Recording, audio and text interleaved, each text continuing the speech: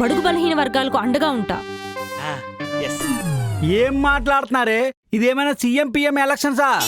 అయినా ఇంత costly apartment లో బడుగు బలహీన వర్గాలు ఎవరుంటారే?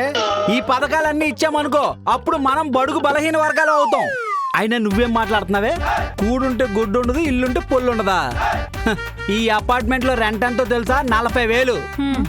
మెయింటెనెన్స్ కి 5,000. కూడు గుడ్డ లేని వాళ్ళు ఎవరైనా ఈ అపార్ట్మెంట్ లో ఉంటారా? అయినా ప్రకాష్ గారు, మీరు పనికి మాలిన వాళ్ళు, మీకు పని లేక ఇలాంటివన్నీ పెడుతున్నారండి. ఇలా వదిలేస్తే పార్టీ గుర్తులు కూడా పెట్టేటట్టుగా ఉన్నది. చిరాకేస్తుంది.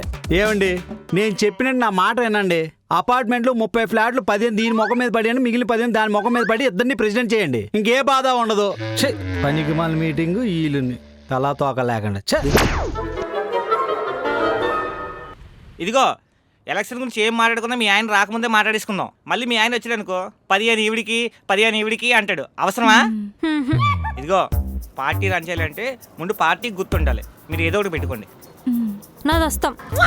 నాది కమలం. నాది కొడవలే. ఏంటి మీరు కూడా పోటీ చేస్తున్నారా? మీ ఇద్దరికి పోటీ వేస్తాను.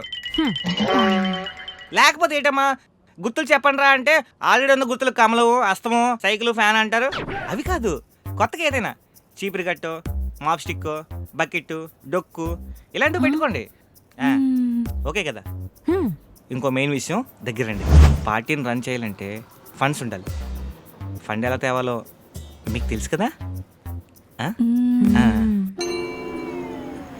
ఏమండి ఏమండి ఏమండి ఏమండి ఏమండి మీకోసం నేను సున్నుండలు చేశా అండి. ఏమండి మీకోసం నేను బొబ్బట్లు చేశానండి.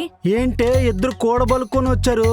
ఏదో పెద్దగానే ప్లాన్ చేసినట్టున్నారు. అదేం లేదండి, మేము పార్టీ పెట్టాం కదా. నా పార్టీ గుర్తు ఏంటో తెలుసా? అప్పడాలు కర్రా. నా పార్టీ గుర్తేంటో తెలుసా? చీపురు కట్ట.